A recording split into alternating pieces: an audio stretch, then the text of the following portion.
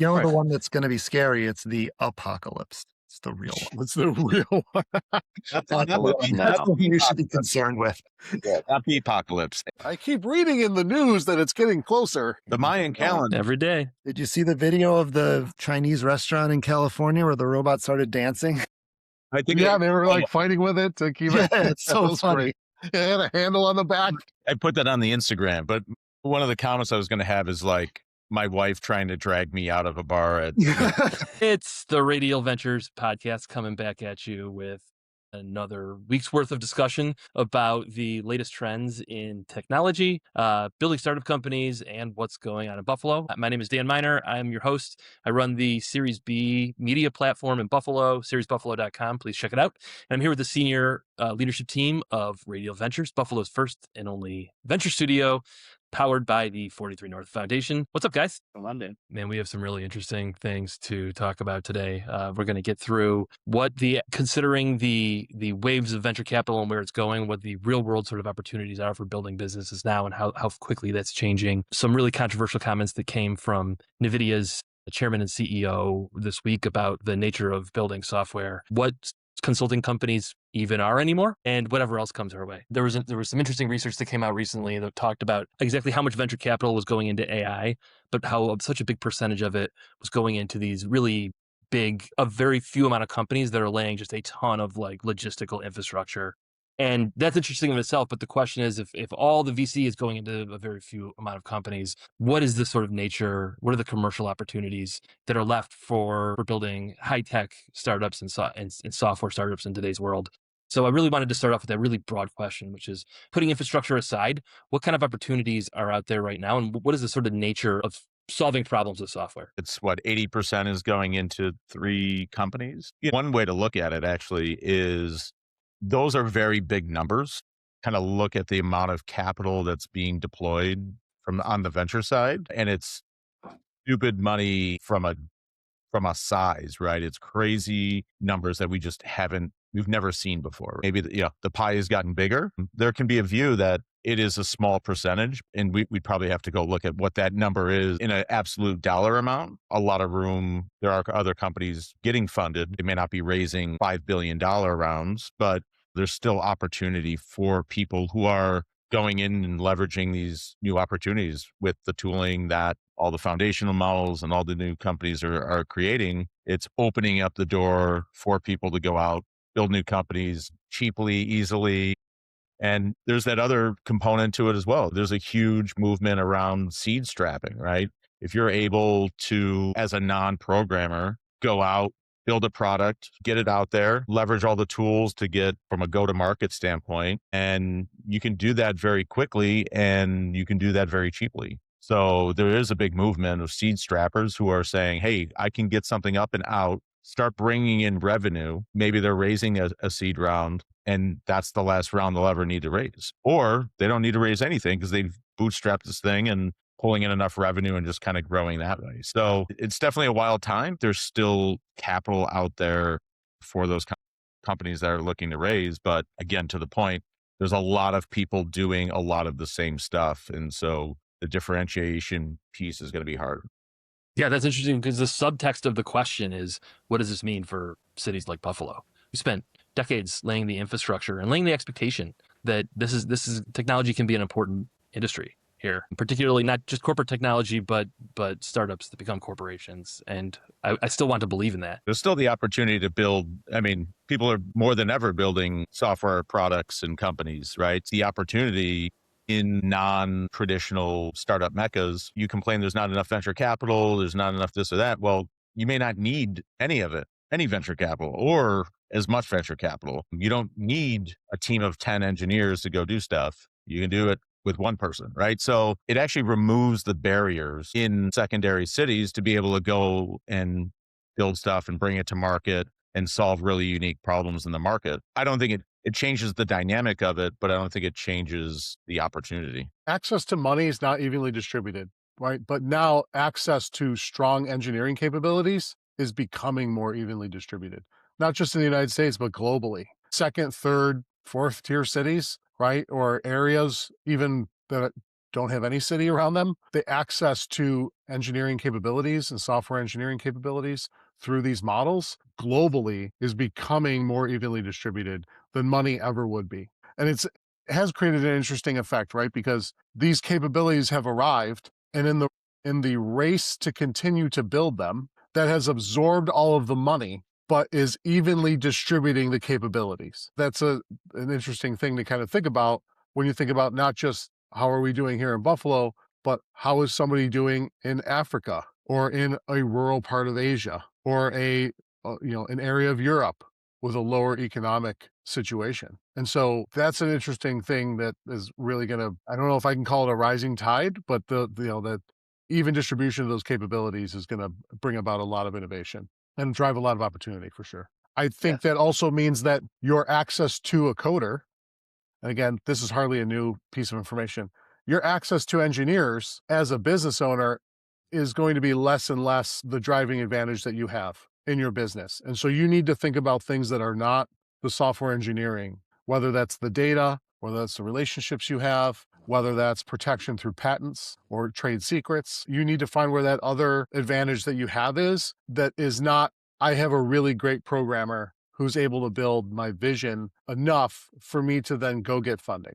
That model is largely going away. And like Dan said, there's still huge numbers. 20% of all VC funding is still a really big number. Maybe it means you raise less money, but there's definitely more of an opportunity to raise no money and just bootstrap and get going without anything. Nicholas and Jonathan, you have your hands in a whole bunch of different startup ideas. I mean, this is your professional mandate, or one of them is to help explore new startups that can be rooted in Buffalo. What are your perspectives on differentiating software products these days and what it means to create real value for customers and solve their problems? You still have to go build a company, right? And not just a product. And so while going to build a product is really easy now, and you have access to that engineering intelligence in third, fourth tier cities, you still have to get close to your customers. And this is really where Buffalo has an advantage because of the community that we have, because of the tight knit network and access to folks. We can actually get really close to customers and have faster feedback loops given our size and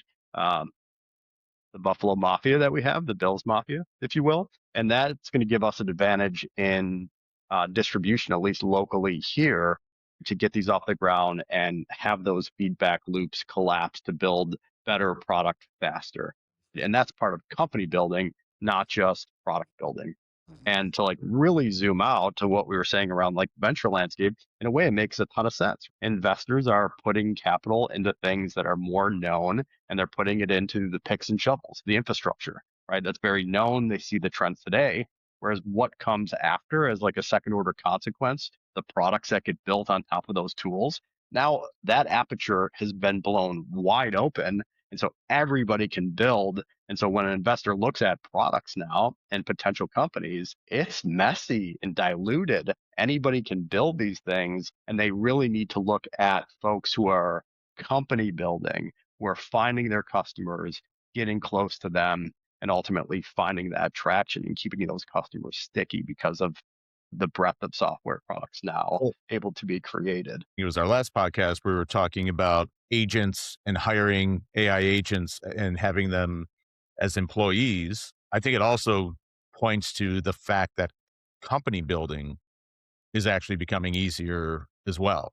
You don't necessarily need people that are, or a team of people doing go to market, right? You have your agents that can handle different aspects of go to market, different finance and research functions that you can kind of, in a way, outsource to agents. So the product building piece is anyone can do it now. It's kind of gone to zero. And now there's the company building, and how long until that's all down to zero? So it'll be interesting. I don't know what that looks like, but. Yeah, I think the bullish argument for what Dan asked around Buffalo is that developers were one of the hardest things for us to find over the past 15 years in source. Now, that is cut down to 10. You don't need that anymore, right?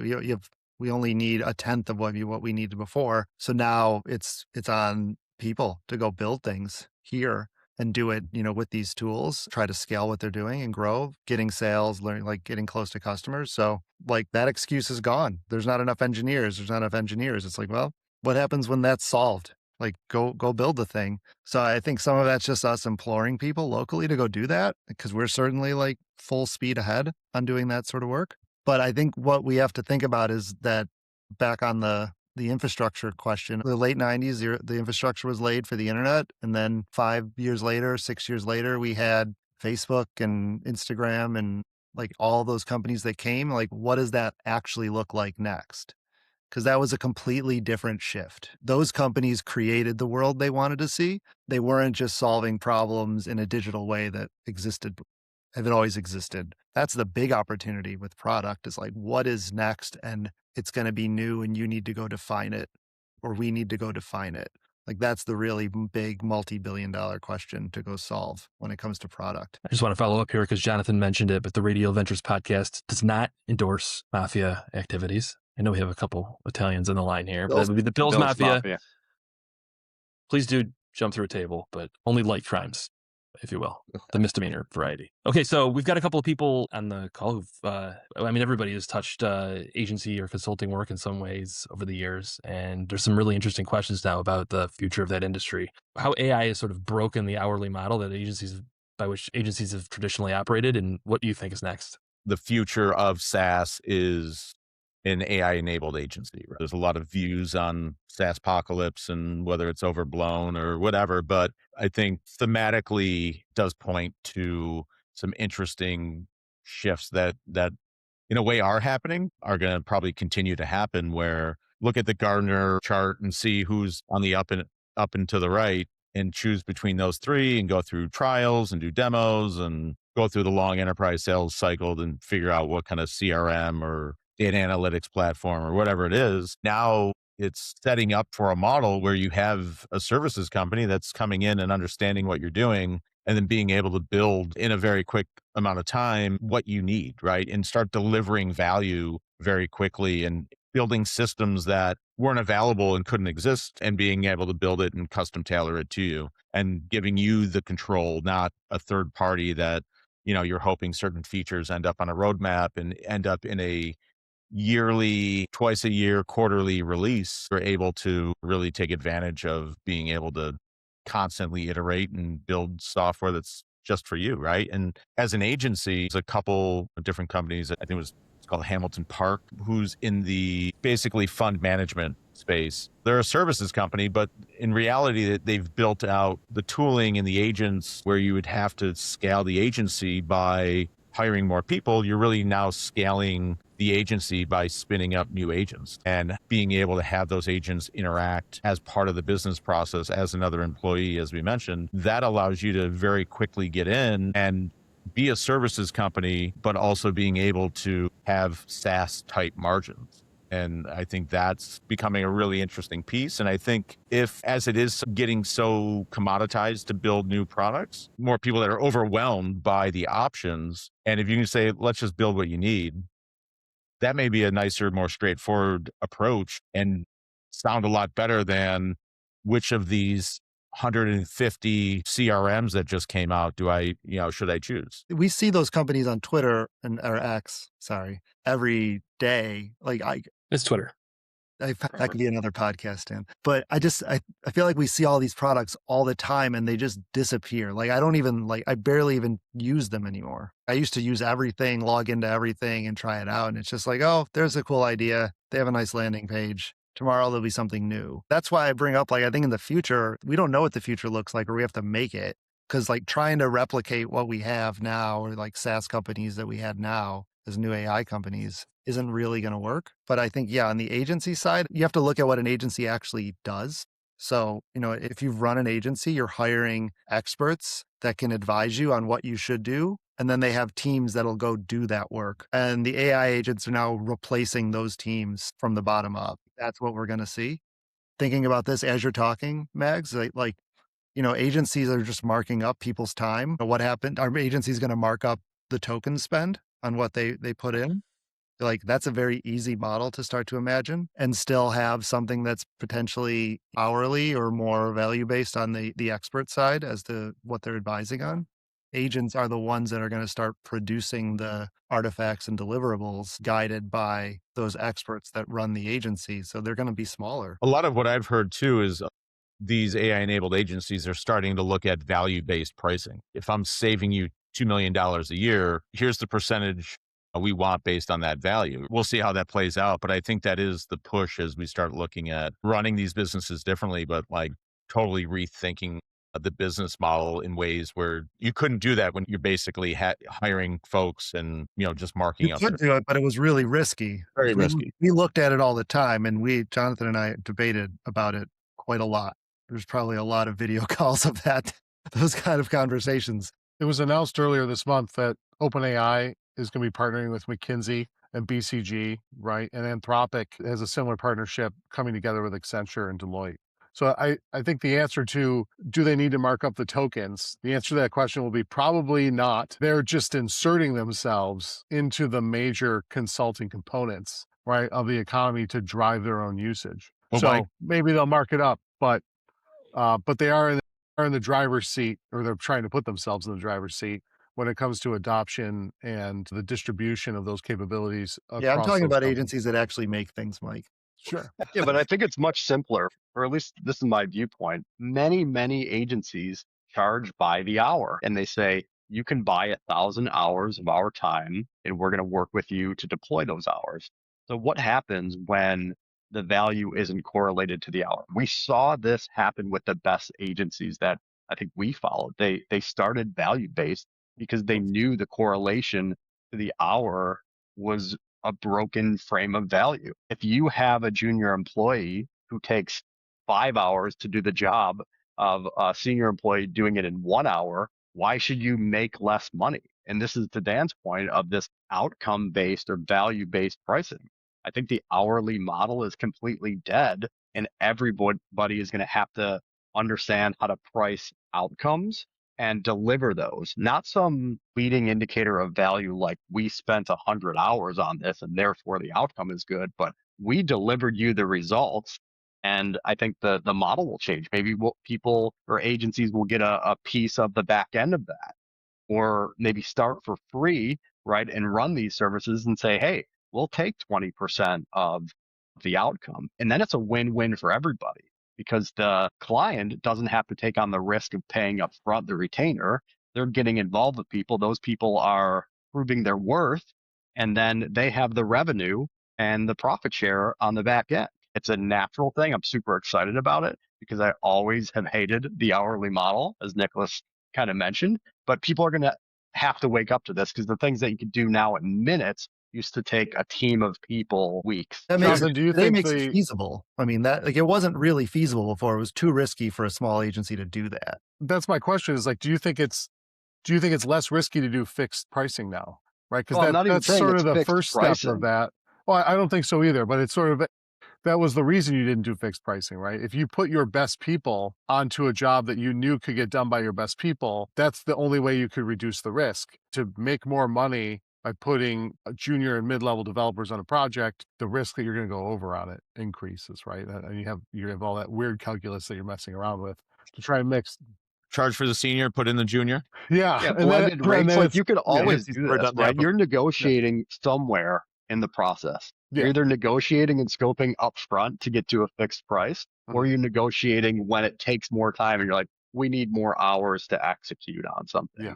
Always found success in leaving room for the inevitable unknowns to emerge and disassociating the value an agency provides from the hour. And those hard conversations had to start right up front when people would ask, hey, what's your hourly rate? We have to say, we don't do that. We don't track and report the hours we put in. We give you the outcomes that you desire. And this is what's happening at Radial Agency as well. We're going to do the thing that's needed to change your business trajectory, not just charge you hours. And how did people usually respond in the Helm days when you would say, not doing it, we don't believe in hourly? Yeah, so everybody always backwards into the calculation. So we had to educate people and help them understand. We would give the example. Hey, do you want a junior employee who's going to take 8 hours and we'll charge you an hourly rate for those 8 hours? Or do you want a senior guy who's going to take it and finish it maybe in an hour with better quality and faster? Isn't that more valuable to you? So like that simple example was very helpful in changing someone's mindset right away. Ultimately, they cared about the outcome, and that's usually what we pushed on. This is if you want a website, right, or you want an app that does X, Y, and Z, you're going to get that. That's They want always outcome and a price. everyone wants. Certainly. Everyone wants that. I think what was hard about it from an agency perspective is that employees are still hourly. Whether or not you want to charge it, you still have this expense that is based on that. So you are always reversing engineering it to a degree, like even if you're charging not that way. So if you are going to do value-based pricing, which is this is an interesting product idea for us to explore. It's like, is there a value-based calculator or engine for agencies that we can sell to them? How do you figure out though that, I still pay that person $50 an hour and they need to work 40 hours a week? They're my fixed cost. That doesn't necessarily work for me if I get paid 2 years later because the company made $1 million and we get 10% of it. It's hard to make it over the hump, right? Or you're sharing in the value that whatever that rev share is you're getting off of it. Yeah. What if you apply that? Now that requires people to have more entrepreneurial mindset or risk Precisely. down the road, but in theory, that's a great idea. When you go pitch that to someone, they're like, well, I don't want that. I just want the thing and I want to pay you money for it. I'm talking about the employee, right? Oh, sure. They have 3 people you have to worry about selling the idea to. Short-sighted, right? When we know this, some folks, and this is where we would always coach people, like, you don't want the transaction. You don't want the thing. You want what the thing does for you. And this is what people get confused in product and marketing, whatever. You don't want a website. You want something to generate demand for your business. You don't want a product. You want to change someone's behavior on the other end of it. This wave of AI and reducing time to production is helping everybody value the outcome and not the production of a thing that will hopefully get them the outcome. This is what I'm hopeful for. Also means we can do more, right? We can do more with legacy systems. We can do more just in those time frames that people expected a certain amount of work to get done. Now you can come to the table and say, you want it to be this much money, or we're going to be in here for 3 months. Here's what we think we can get done in 3 months now, or 6 months. It's a little bit different than sort of the way things used to be, where you're really targeting a smaller quantity of things. Now you can go into a situation where there's a legacy platform, there's a migration that needs to get done, there's an existing user base or data that needs to be cleaned up, and we have the tools now to reduce the risk that those become quagmires and drive you into really hard discussions about how this is actually a $50,000 project for us to muscle through this migration now. For a software Because we company, didn't realize interesting because you can do a lot of the work in advance of winning the work. Mhm. So like today now, that's a huge calculus shift. But I think we have to look at all the different types of agencies. So again, like knowledge ones, like the big 4, they're creating documents and selling those ideas internally. They can do that stuff. But then I think ad agencies are really interesting to consider because how do you do value-based pricing when there's multiple factors? So if you're building a website that sells like a widget and you're going to do the marketing on it as well, great. You can directly tie that 1-to-1. But if you represent a brand like a big grocery store and you have a $500,000 retainer today, that grocery store does a lot of other things, not just the work that the agency does. So I don't know that value-based pricing is going to work for them. They're going to need something else. And maybe that's a product or something that can figure that cost out. But I think that's where it's interesting to imagine, like, how do those agencies switch over? Are you talking about things that are harder to measure on the back end? Brand specific work is much harder to measure because you have 100 different points of entry coming in as to what makes someone go to Wegmans and get a sub versus going somewhere else. So you can't say, well, you bought that sub, I get 10 cents of that sub, the way that you might on a widget that's sold on a website. So I think that's really an interesting space to figure out how that gets costed out so that then the agency can still benefit. Otherwise, they're going to still just be selling bundles of hours as a retainer for X amount. That's fascinating. It makes me think, like, how does like the technology allow for better attribution tracking in the future? Like, that's an interesting white space as this emerges. Saaspocalypse is a good one. Do you guys want to know what the best apocalypse is?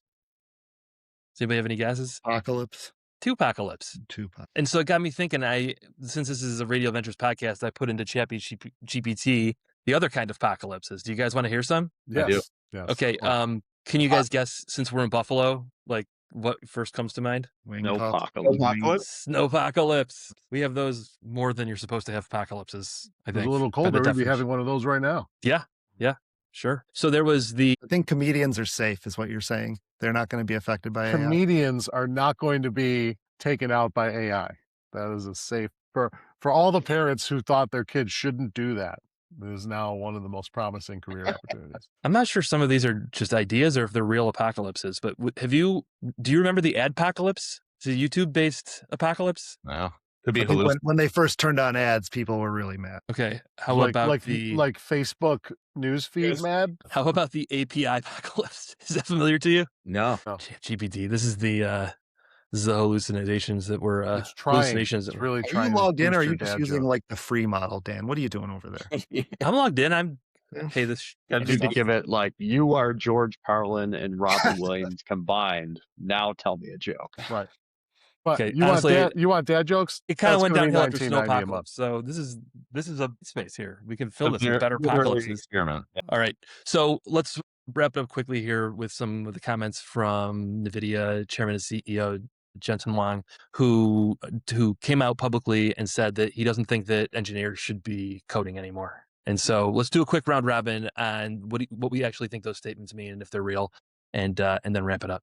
Tans, why don't you start? Yeah, sure. So Jensen did come out and he said something along the lines of, it's really the job of software engineers to be solving problems. And sometimes that means that you're writing code, but your job is not to write code. Your job is to solve problems. And we had there was a point a few months ago at Radial Ventures where I told the team, hey, I think we're not going to be writing code anymore. And I had one particularly spirited engineer say, that's ridiculous. If you make that a rule, I'm going to quit on the spot. And we all had a good laugh. And I think he was only half serious. I said, listen, I'm not going to have to make the rule because it's going to happen to you. Jensen's point was, if I have chip designers and they say, hold on a minute, let me break out a pen and paper to do this chip design, we would think that's ridiculous. And we're getting to the point now for anyone who's using these tools to build anything. It's like going 100 miles an hour in your car, getting to a bridge and getting out of your car and walking across it. Like, it's just so much slower. Why would you do anything else? The other thing is that as technologists, you're also competing now against industry experts who have no experience today. And Dan Maggs posted a great link to a tradesman who built an application with Claude Code, having no software engineering experience. The bulk of his computer use was in Excel and web browsing, taught himself with Claude Code, this tool that can not only build it for you, but can teach you how to build as you're building. And he was able to actually build a fully fledged functioning OCR image analysis product to save his company tons of time, make them more accurate, make their bids better. It was amazing. In 2 months, he didn't look at his code. There are still going to be folks who are going to say, you need to look at your code. You need to check for security issues and architectural issues. And there are areas where that's still very true. But the direction is not that way. Right? The direction is that in the same way that you don't run a script and go look at the assembly code and the C code and the ones and zeros that come out the other end for security and compliance, you're basically going to be writing your program in English now. And our English compiler is working pretty good, and it's just going to keep getting better and better. It's not perfect yet. I don't want folks writing my medical software or my autopilot for my airplane with these tools quite yet. But directionally, these things are getting pretty robust. And a year from now, 2 years from now, even me saying this is going to seem like it was nonsense to even spend the time talking about it. It's right Great back stuff. to outcomes, right? It's the outcomes. You go Right. cut down a tree with an axe or a handsaw, but you're going to use a power tool. Software engineers are solving a problem and using better and faster tools. You're not going to go write code character by character anymore. It's archaic and silly. There was a horror novel that gained popularity as a bit of self-published fiction, which get the attraction of a British-based publisher and ultimately became pretty commercially successful in Britain until readers started to point out that it was clearly like 70% of it was AI generated. And so the publisher pulled the book because they insist that their authors disclose AI and hopefully don't use AI for the sort of like human expression or human creativity. And so that to me there's a huge conversation in the publication industry about AI generated content. And it felt very much like somebody standing in front of a tsunami and asking it politely to stop, because like we're very much going to get to the point where it's not like, did you use AI? Nobody's going to care. It's like, did you produce high quality literature? And the methodology is going to matter a lot less than the outcome. And this is going to seem like a very passe conversation. So not to interject. It definitely rolls into different, of course. everything. It rolls into art. It rolls into writing. It rolls into the movies. And we talked about this when we talked about the movies. People are they're still going to go watch the next robots, lasers, rockets, popcorn explosion movie. And they're still going to watch movies that are handcrafted and filmed with live actors. And both The of those question things isn't are going to be going like, to exist. how is it produced? It's going to be, is it good? It's going to be the same benchmark it always was. That'll in the actually method. be I wonder, right? like a marketing angle of like, it was handcrafted. Like that'll actually be like, that might not be a mass thing, but I Made think, by humans. Right. Yeah. I mean, look Yeah. at just like the local movement versus big box retail. I mean, like there's Right. just so many examples of this. So I think you'll see that in creative It's or the in more like art. But in terms of work product, kind of is like do it as fast as you can and as good as you can. yeah, on that side of it, you don't really care. Does it work? Are we getting the outcomes? I think as we look more at the recreational, the arts, music, things like that, I think we will try to veer towards the human crafted. I think you'll still listen to AI generated music and like some AI generated art, but you're going to go for that artisanal, like, oh shit, this is really good. This was humans. That's crazy. That's awesome. As opposed to, hey, look what this neural net made. Spotify is dripping in to the different. So like if you listen to like a grunge rock station, they are dripping in AI generated covers because they're cheaper or they lost the rights or whatever. And it's like some weird name. I'm like, what the fuck is this? And that, like block it, right? I never want to hear that again because it sounds off, even though it's there. And what if it gets there, right? It still isn't going to be Nirvana, right? Or like whatever you went in to listen to. Claude So- Cobain. Yeah. I could definitely, I mean, I guess I can see a world where people go to a concert that's AI. But that's like intentional, right? I think that's the thing. It's Maybe like, more of the art piece. yeah, you're trying to trick, like that's like the Gorillas and it's an animated band, right? It's like, oh, they don't really exist except they're Damien Albarn and like, of course, like they're real people still. We'll see these things, but they will be art projects. And if they're good, you'll like them. But if you're just trying to like trick us and like make a little bit of extra money, like I think everyone will figure that out. Thanks, guys. Great resolution to the latest Radial Ventures podcast by Claude Cobain and the Merry Travelers. We're now on Apple Podcasts, not whatever iTunes, Apple Podcasts and Spotify. Please do subscribe, mash the subscribe button, like us, leave a review. We're reaching a lot of really exciting new audience members with this content. It's very gratifying to get all that feedback. So we'll talk to everybody soon. Thanks, guys. Stan. Thank you. Thanks. Thanks, Sam. See you guys. All right.